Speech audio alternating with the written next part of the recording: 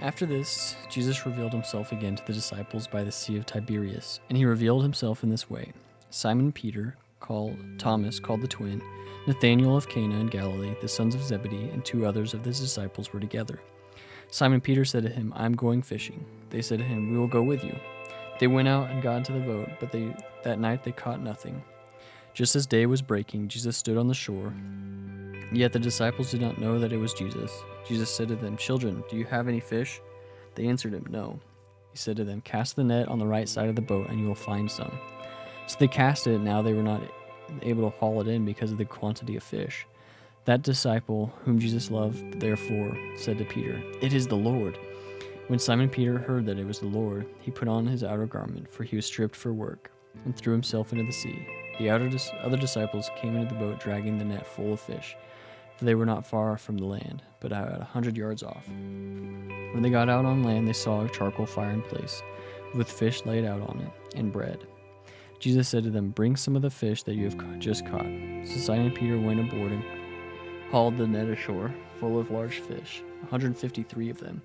And although there were so many, the net was never torn. Jesus said to them, "Come and have breakfast." Now none of the disciples dared ask him, "Who are you?" They knew it was the Lord. Jesus came and took the bread and gave it to them, and so with the fish. This was now the third time that Jesus revealed to the disciples after he was raised from the dead. When they had finished breakfast, Jesus said to Simon Peter, "Simon, son of John, do you love me more than these?"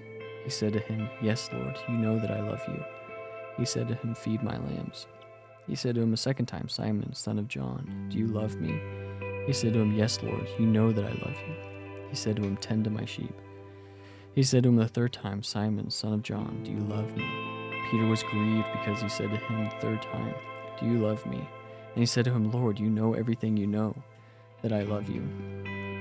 Jesus said to him, "Feed my sheep. Truly, truly, I say to you, when you were young, you used to dress yourself and walk wherever you wanted. But when you are old, you will stretch out your hands, and another will dress you and carry you where you do not want to go." This is said to show by what kind of death he was to glorify God. And after saying this, he said to him, "Follow me." Peter turned and saw the disciple whom Jesus loved following them. The one also had leaned back against him during the supper and had said, "Lord, who is it that is going to betray you?" When Peter saw him, he said to Jesus, "Lord, what about this man?" Jesus said to him, "If it is my will that he remain until I come, what is it that to you? You follow me." So the saying spread abroad among the brothers, that the disciple was not to die. Yet Jesus did not say to him that he was not to die, but if it is my will that he remain until I come, what is that to you? This is the disciple who is bearing witness about these things, and who has written these things. And we know that his testimony is true. Now there are also many other things that Jesus did, were every one of them to be written. I suppose that world itself could not contain the books that would be written.